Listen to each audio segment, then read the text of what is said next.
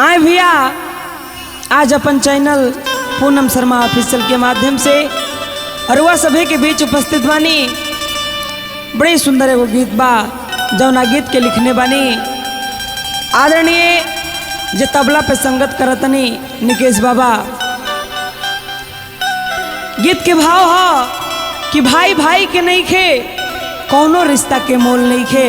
आए सुनल जा भाव बा कैसे। ऐसन जमाना आइल होता मन माना,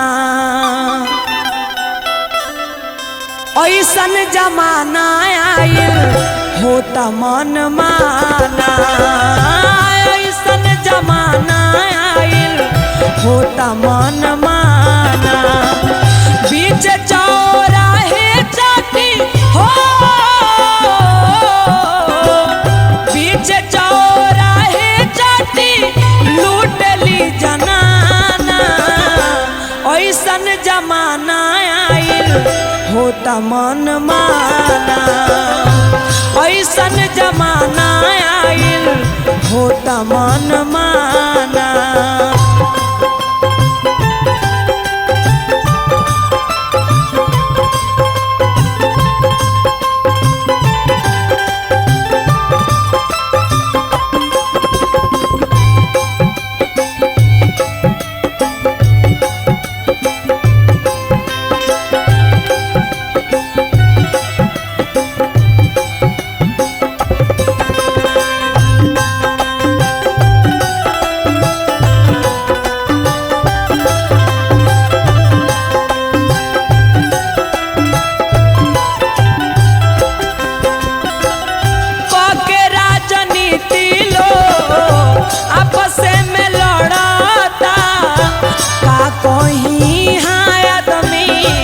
आदमी से डरता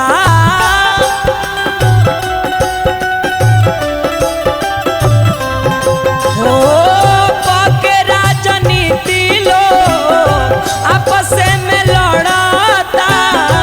का कोई हाँ आदमी से डरता।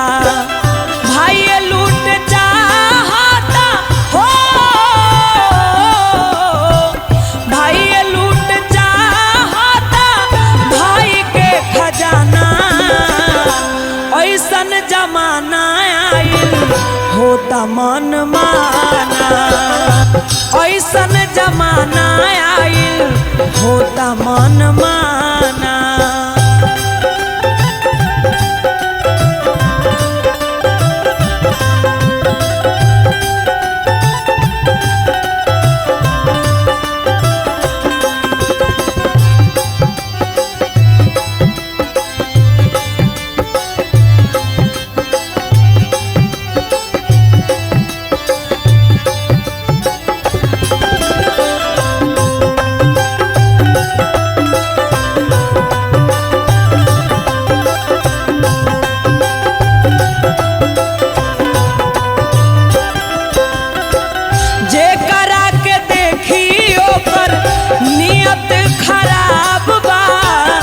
दूध दही छूटल जाता हाथ में शराब बा।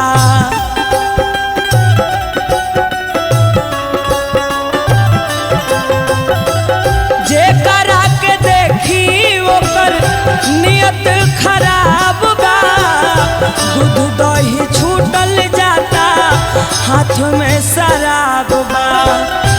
बाबा निकेश पूनम हो,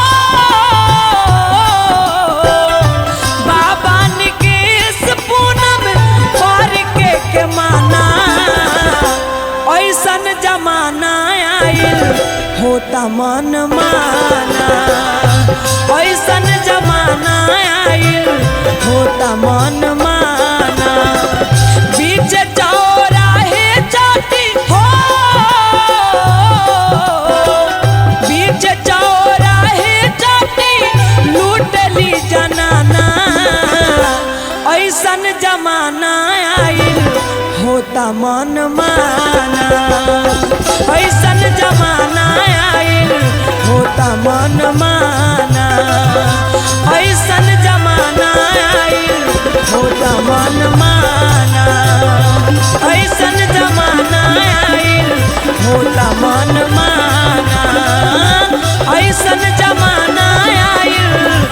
का मन मा